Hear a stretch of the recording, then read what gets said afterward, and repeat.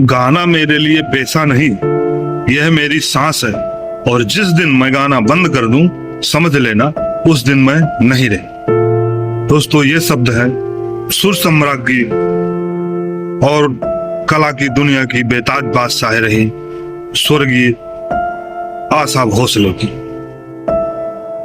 12 अप्रैल 2026 का वह मनहूस दिन जो भारतीय संगीत का एक सुनहरे अध्याय का अंत होगा, जिसे 7 दशकों से करोड़ों लोग अपने दिल की धड़कन मानते आए थे। मुंबई के रीच कैंडी अस्पताल में 92 वर्ष की आयु में आशा भोसले ने इस दुनिया को अलविदा कह दिया है। खबर आई और एक पल के लिए जैसे पूरा हिंदुस्तान मूक हो गया, शन्न हो गया। वही हिंदुस्तान जिसने उनकी आवाज में अपनी जिंदगी के हर रंग को महसूस किया था। वह महज एक गायिका नहीं थी, वह एक युग थी, एक ऐसा युग जिसमें प्रेम की मासूमियत भी थी, सोखी का जादू भी था और विरह का दर्द भी था और जिंदगी का उत्सव भी था। उनकी आवाज में जो बेपरवाही थी वह दरअसल एक गहरी साधना का परिणाम थी, एक ऐसी साधना जो बचपन की पीड़ा से शुरू होकर महानता की ऊंचाइयों तक पहुंची। 200 संघर्ष से सुपरस्टारडम तक का सफर आशा ताई के लिए सरल नहीं रहा। 8 सितंबर 1933 को महाराष्ट्र के सांगली में एक संगीतमय परिवार में जन्मी आशा भोसले, जिनको हम प्यार से आशा ताई कहते हैं, उनके पिता पंडित दीनानाथ मंगेशकर स्वयं एक ख्याति प्राप्त शास्त्रीय गायक और अभिनेता भी थे। लेकिन नियत को कुछ और ही मंजूर था। जब आशा भोसले मात्र 9 वर्ष की थी तब ही उनके पिता का निधन हो गया और परिवार पहले पुणे और फिर कोल्हापुर और अंत में मुंबई आकर बस गया। दोस्तों, आशा भोसले की बड़ी बहन लता मंगेशकर की छाया में संगीत की दुनिया में कदम रखा, जो आसान नहीं था। जहां लता दीदी का नाम पहले से ही आकाश में था, वहां आशा को अपनी अलग पहचान बनानी थी और इसी जद्दोजहद में उन्होंने वह रास्ते को चुना जो औरों से अलग था। महज 16 वर्ष की उम्र में उन्होंने परिवार की इच्छा के विरुद्ध अपनी बहन के सिक्योरिटी सचिव गणपत राव भोसले से शादी करके विवाह कर लिया। यह प्रेम कहानी जल्द ही दर्द की कहानी में बन गई। गणपत राव उनसे उम्र में 15 वर्ष बड़े थे और यह रिश्ता बहुत कठिन साबित हुआ। उस दौर में न घर का सहारा था, न उद्योग की मेहरबानी। छोटे छोटे और कम वेतन वाले गाने गाकर घर को चलाना कठिन था, लेकिन फिर भी आशा भोसले ने हार नहीं मानी। दोस्तों, आशा भोसले ने एक बार कहा था कि गुजारा करने के लिए मुझे जो भी गाना मिला मैंने गाया, लेकिन हर गाने में मैंने अपनी पूरी आत्मा डाली। यही आत्मा आगे चलकर उनकी सबसे बड़ी ताकत बन गई।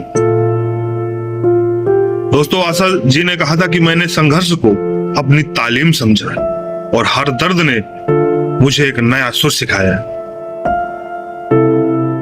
दोस्तों, एक आवाज और 1000 रंग। आशा भोसले की गायकी की सबसे बड़ी विशेषता थी उनकी अद्भुत बहुमुखी प्रतिभा। जहां अधिकांश गायक एक शैली में महारत रखते हैं, वहीं आशा ताई ने शास्त्रीय संगीत, ठुमरी, गजल, कैबरे, पॉप, लोक और जैज सभी विधाओं में अपनी अमिट छाप छोड़ी। संगीतकार आर.डी. बर्मन, जिनको हम पंचम दा के नाम से जानते थे, उनके साथ इस जोड़ी ने भारतीय संगीत को एक नया आयाम दिया।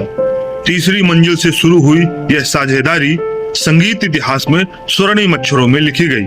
पंचम दा के पश्चिमी सुरों को आशा भोसले की आवाज ने जो रंग दिया वह अनूठा था। यह महज संगीत का सफर नहीं था, समय के साथ एक गहरे प्रेम की कहानी बनी। 1980 में दोनों ने विवाह किया और पंचम दा ने 1994 में निधन तक यह रिश्ता रहा और 1994 में टूट गए। दोस्तों, उमराव जान और इजाजत फिल्मों के गजलों ने यह साबित किया था कि आशा भोसले की आवाज सोखी के साथ साथ गहरी पीड़ा और नजाकत की भी अद्वितीय वाहक है। 800 से अधिक फिल्में और 12,000 से अधिक गीत गाकर उन्होंने जो विश्व कीर्तिमान स्थापित किया वह आज भी अटूट है। दोस्तों, आशा भोसले जी को उनकी गायकी के लिए बहुत सारे पुरस्कार मिले, जिनमें प्रमुख है पद्म विभूषण, भारत सरकार का दूसरा सर्वोच्च नागरिक सम्मान। कला के क्षेत्र में असाधारण योगदान के लिए उनको दिया गया। और दोस्तों, दादा साहब फाल्के पुरस्कार भी उनको भारतीय सिनेमा में उनके सर्वोच्च योगदान के लिए दिया गया। राष्ट्रीय फिल्म पुरस्कार मुमराजान फिल्म के लिए दिया गया और इजाजत फिल्म के लिए सर्वश्रेष्ठ महिला पार्श्व गायिका का भी उनको पुरस्कार दिया गया। देखो दोस्तों, ये तो उनकी प्रतिभा में चार चांद लगाने का काम इन पुरस्कारों ने किया। गिनीज वर्ल्ड रिकॉर्ड में भी उनका नाम दर्ज है। किसी भी रिकॉर्डिंग कलाकार द्वारा सर्वाधिक गाने का विश्व कीर्तिमान भी आशा भोसले जी के नाम पर दर्ज है। दोस्तों, उनके निधन पर हमारी तरफ से उनको विनम्र श्रद्धांजलि। सुरों की सम्राज्ञी, लंबे समय तक सुरों की दुनिया में राज करने वाली, जिन्होंने हमें अपनी आवाज से जीवन के हर पहलू को रूबरू कराया, ऐसी सुर सम्राज्ञी को हमारा सत सत नमन।